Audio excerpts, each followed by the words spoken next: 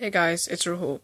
Today I'm going to be doing a review and unboxing of the Afterglow wired Xbox 360 controller. So this is a wired controller like the name suggests, and it also works on Xbox 360 as well as PC, and that's the reason I bought it, because some games just don't really work well with keyboard and mouse, such as Legend of Korra and, flying games, racing games.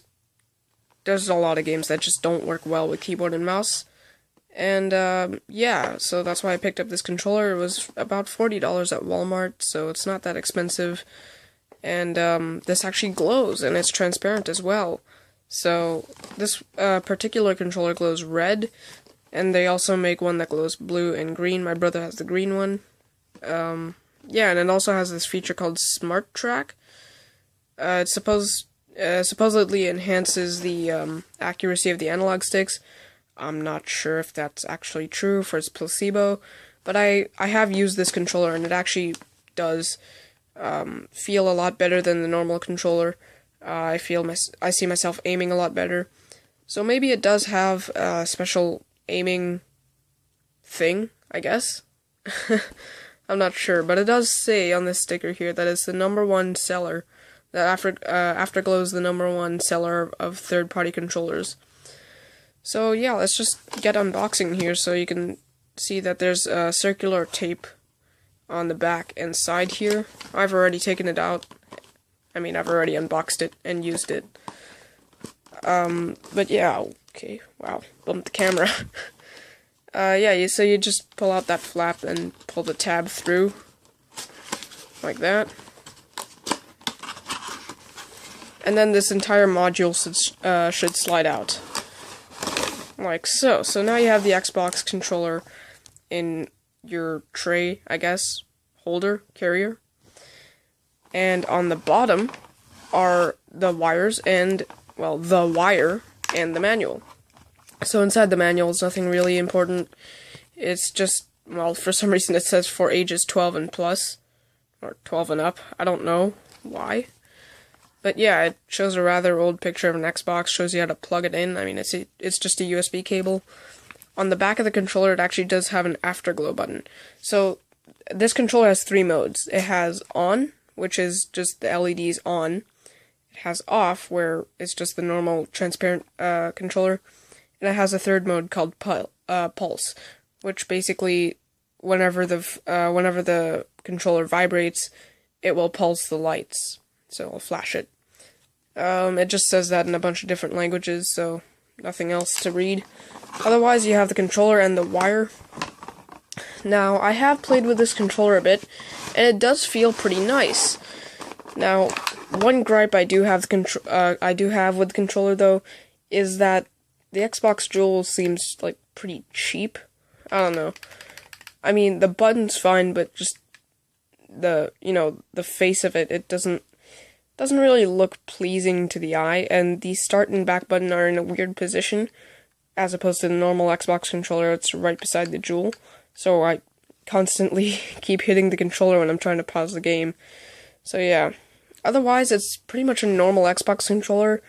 It's a bit larger, not by much though, and on the back, of course, there's no battery pack, so there's just this big open area here, and here's where the wire comes out.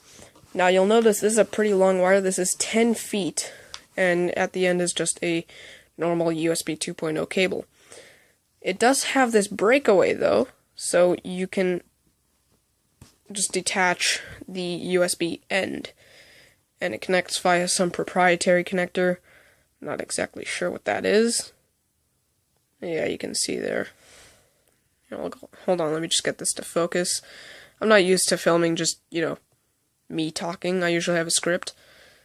But yeah, that's the proprietary controller. Plug that back. Otherwise, it's just a normal Xbox 360 controller with a USB.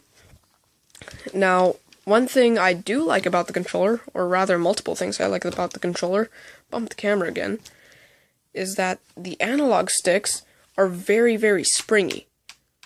So they snap back into position very, very quickly. The D-pad is, well, it's the same old crappy 360 D-pad. The 360 never really had a good D-pad anyway. Otherwise, you just have your general 4 ABXY buttons, your LB, RB, LT, and LT and RT bumpers and triggers. And yeah, it just feels pretty normal. The analog sticks, like I said before, are very, very springy, and they just snap back into position very quickly, allowing for quick movements. And also the triggers as well. The triggers are a bit stiffer than usual, but they're completely fine. One thing I really, really like about this controller are the bumpers. The bumpers combine the right amount of clickiness and mushiness, because the normal Xbox controller, while it is clicky, it's not as button feeling. It's more of like when you're hitting the actual button on the PCB. It doesn't feel like a button that you press. So these feel really, really nice, I have to say. Other than that, there's nothing much to say on the outside of the controller, so I'll plug it into a computer or an Xbox and show you how it plays.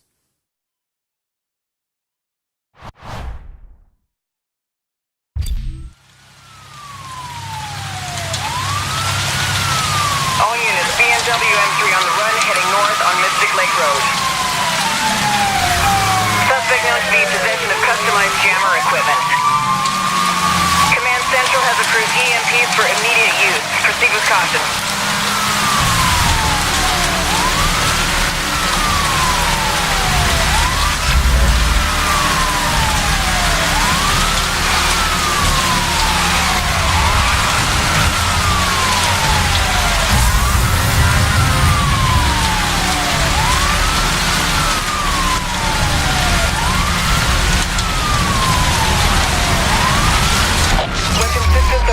Use direct force.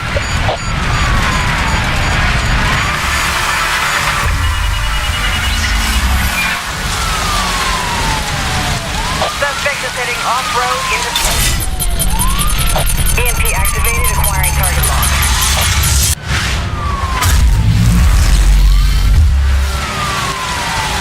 I've made contact. He has sustained some damage. Weapon systems are down. Suspect is using a jammer.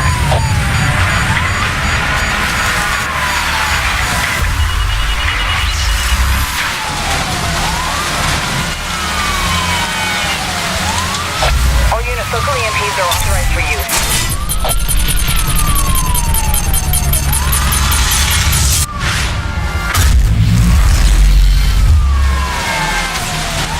I've made contact. My vehicle has taken damage.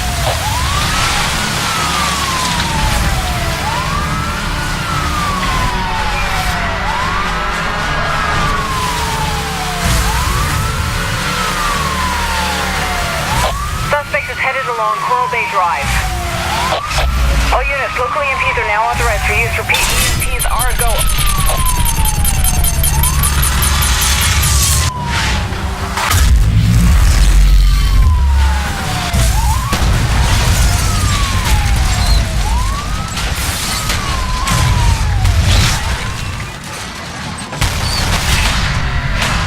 The suspects are now under arrest. Bring them for processing.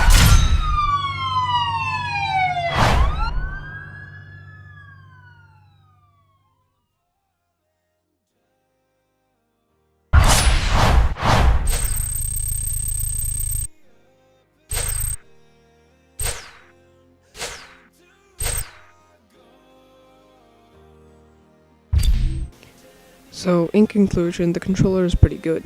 I only had time to show one game, but it still performed really well and was very responsive.